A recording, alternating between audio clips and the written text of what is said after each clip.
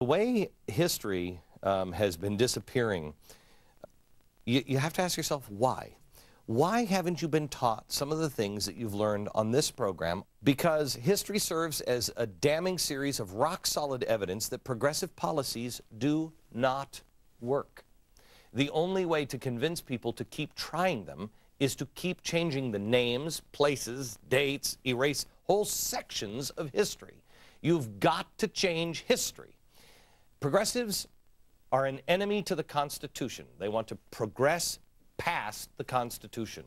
Woodrow Wilson and FDR are propped up as great American presidents. If you read anything about Woodrow Wilson, you will not believe that this guy isn't known as one of the worst presidents of all time. Racist, awful, awful man. I don't even have to start with his policies. Oh, but I could. We're told about all the wonderful things FDR did. You know, he got us out of the New Deal, out of the Great Depression. No, wait a minute. Can we ask this question? Why is the Depression called the Depression every other country except for America? In America, it's called the Great Depression because of the policies of FDR. Now, have you ever heard of Calvin Coolidge? If so, what do you know about him? You read anything in your history books and they'll say, oh, well, he ran a laissez-faire style government. Oh, let's just pause for a moment and savor the thought of laissez-faire government. I don't even know what that means. Calvin Coolidge, the president progressives need you to forget about. He was actually Ronald Reagan's favorite president, or one of them. He drastically reduced the size of government and thwarted a depression. A depression in 1920? Did you even know that? Bigger, deeper than 1929. What did he do to get out of that depression, out of that decline? Country was in horrible shape when he came into office, and then when he left, it was the Roaring Twenties. The opposite of a modern president. When he saw trouble, he refrained and stood back and said, therefore, things may get better if someone stays out of the way. What are examples? A big one was the flood of the Mississippi in 1927, which was their Katrina. Did Coolidge race down there? No, he did not. He sent his Commerce Secretary, Hoover, but he didn't jump in. He said, well, maybe the federal government's role isn't to jump in. Maybe it's the job of the states to manage a regional crisis. There was federal funding that he signed for this crisis, this terrible flood, but he made the lawmakers reduce the funding to 1/3 of its size. He said, don't magnify this emergency and give a new role to the federal government. Make it smaller and handle it.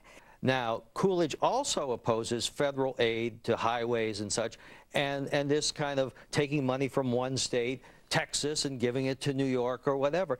You know, this is what he said. To tempt the states by federal subsidies is to sacrifice their vested rights. It is not a wholesome practice, no matter how worthy the object to be obtained. It's just something which rewards the profligate, encourages waste. When you get money for free, you don't work it like as if you worked it to earn it. Nothing of value. You don't appreciate the value of something. And he understood that because of his background in Vermont. He comes from a very tiny little place, Plymouth Notch in Vermont, and he goes around with his father, who's a tax collector. And he says, when I went around with my father, I realized that people had to work to earn money to pay those taxes. A very simple lesson, but which a lot of people in Washington don't know today. Woodrow Wilson has taken this country, and while he's in office, he has given us federal income tax. He has given us prohibition. Woodrow Wilson gave us the Fed. He totally transformed things. He's introducing now social justice. He's tried to introduce the League of Nations, which is basically the United Nations, and Americans like that League of Nations as much as we now like the League of Nations. It was through trickery and progressive tactics that got the United Nations through. They learn. That's what progressives, one thing they do is they learn which devices work and which don't. So he was wildly unpopular. His second term, he runs against the war, and he says, I'll keep you out of war. In January, he is sworn in, and I think it's the next month March. He's sworn in March. In back March? then, yes. Okay. And, And in a month April, later. and in April, we're at war. That we're missing, which is there was a police strike in Boston at this time, an example of new union power and progressive power, and the policemen were underpaid, so it was a compelling strike. But Coolidge, the governor overseeing the police commissioners, said these people are striking and we're having trouble in Boston, chaos, people being hurt, maybe killed.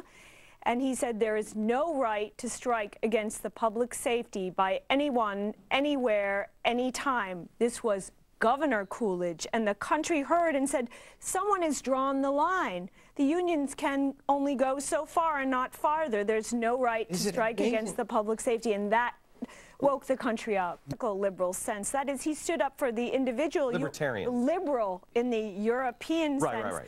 Which is, he stood up for women when women got the vote just around then, and he was a big fan of women. He appointed women, but not as a group, as individuals. Not, just as Ward Connerly would say, blacks are Americans, not a political group. As individuals, he was a big help to blacks in the same way. Let them be citizens like the rest. We're talking about one of my favorite U.S. presidents, Calvin Coolidge. This is a seat cushion. Oh, there's some presidents' faces that belong. Well, never mind. Taxes are cut under Harding, like from 70 to 56%, and then Coolidge ratchets it up even more. You know, unemployment is 3.3% during Coolidge's 6 years. The gross national product increases by 7%. Per capita income grows by 30%. Real earnings before we get up by 22%. Mellon and Coolidge actually believed in trickle-down. If the rich people paid less tax, they would invest more and there would be more jobs. 50% of the country doesn't pay income tax. They actually get money. Coolidge does not create that prosperity. Anything? 3 times as many cars. 3 times as many cars.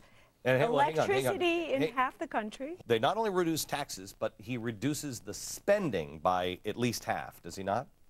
Roughly. Roughly, about half. And he reduces the national debt. So it was a golden time when people earned more and their money was worth more, and in addition to the cars, their houses were electrified. So that meant for women especially, housework changed. Women could turn to other things. They didn't have to rub washboards all day. That was an average person was able to have real leisure time.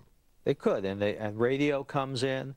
The movies are more and more popular. Education spending increases in the 1920s 4 times. 1930, we don't get out because of Herbert Hoover.